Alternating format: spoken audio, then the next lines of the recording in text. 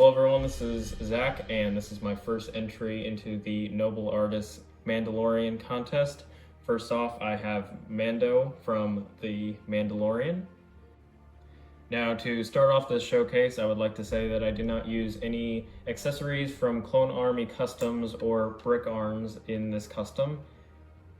Now I'd like to show you the weapons that I made for this figure. In his right hand, I used a pirate pistol and glued on credit card and metal pieces to add more detail to it. In his left hand, I used a carrot stem piece along with a toothpick and Lego antenna piece, along with a chain link, half a chain link to make the trigger guard, and all those came together to make his incinerator rifle. Moving on to the lower end of the figure, I attached his boots and shin guards using metal and painted over them in gunmetal. And moving on to the side of his boot here, I attached 4 slugs for his rifle using sculpting material. Moving up his leg, I added on a non-functioning blaster holster. For his belt, I used fabric tape and attached different pieces onto it to make it as accurate as I could to the prop from the show. I used the same fabric tape material to make his bandolier going across his chest plate and attached more sculpting material for the slugs. For his left arm, I used metal, and on top of his gauntlet there, I put a piece of credit card on to his other arm. I basically did the same thing, except there's no piece of credit card on this side. Moving on to the helmet, I painted over a blue and gray Mandalorian helmet from the original battle pack, and I put a piece of electrical tape going down the middle to simulate that extended portion that he has on top of the helmet.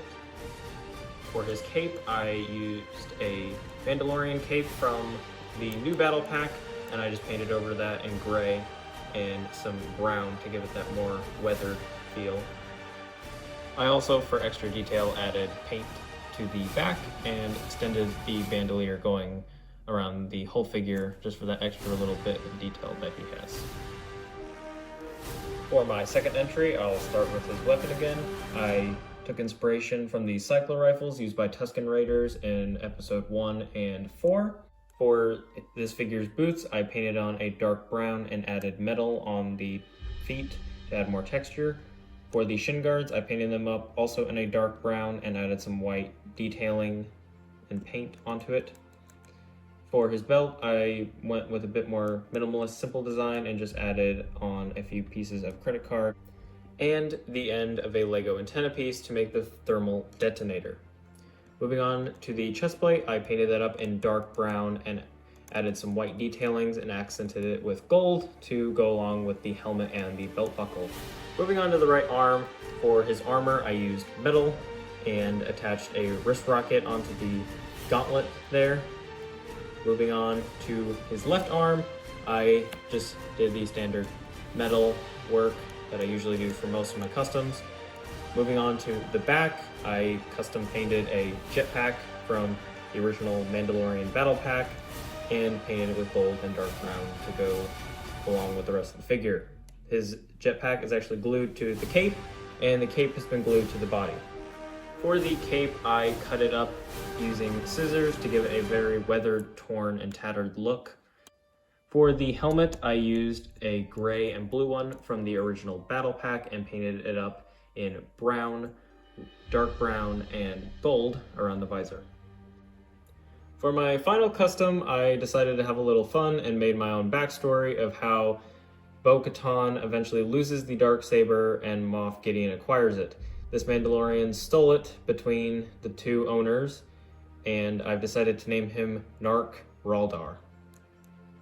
Starting off with the Darksaber, I created this weapon by using a Lego katana piece, and I shortened the blade and also sharpened it in the process to make it a little bit more accurate in scale and in look. I custom painted the hilt in gunmetal and the blade in black and white. For the boots and shin guards, I painted them up in a dark gray and brushed over them in a dark brown to give them a worn and muddy look. On the sides of the legs, I used the Nobel Artist pistol and holster design, except I have altered it to use the handle of a Lego stud gun instead of a Lego bar piece. And to add detail, I brushed both of these pistols in a gunmetal gray paint. Moving on to the belt, I used the end of 2 Lego antenna pieces for the thermal detonators, and I also glued on a couple other random pieces for a smoke grenade and a pouch. For the chest plate, I painted that up in a dark gray and accented that with white to go along with the rest of the figure's color scheme. For his right arm, I used more metal, as I have for the rest of my Mandalorian figures, and I also gave him a wrist rocket launcher. As for the other arm, I gave him an assassin blade to use in combat. Along this side of the figure, I also put a pauldron that I used from a Lego cape piece. Moving on to the back, I used a default standard Lego jetpack piece and added 2 medium-sized rifle Lego scopes to add extra fuel tanks. I also painted a black stripe going down the middle, and I brushed over this entire jetpack in a gunmetal gray paint.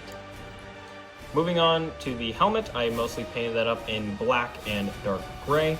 For this side of the helmet, I painted a white symbol at the very top there, and a little bit of light gray underneath the side of the cheek. For the rangefinder, I painted that up in gunmetal at the top, and I constructed it using a broom bristle and a Lego pickaxe piece. On this side of the helmet, I painted a white stripe going down in front of the visor and going all the way onto the back. Also on this side, I included a pre-Vizsla style antenna. Finally, I added a special face onto this figure by carving out some scars with an X-Acto knife and painting inside of the scars with a razor blade using a mixture of brown and red paint. Overall, this is one of my favorite customs that I've made to date, and I really hope you enjoyed it. I really enjoyed making these customs. Thank you to the Nobel artists for allowing me to be a part of this contest. Best of luck to the other competitors, and thank you all for watching.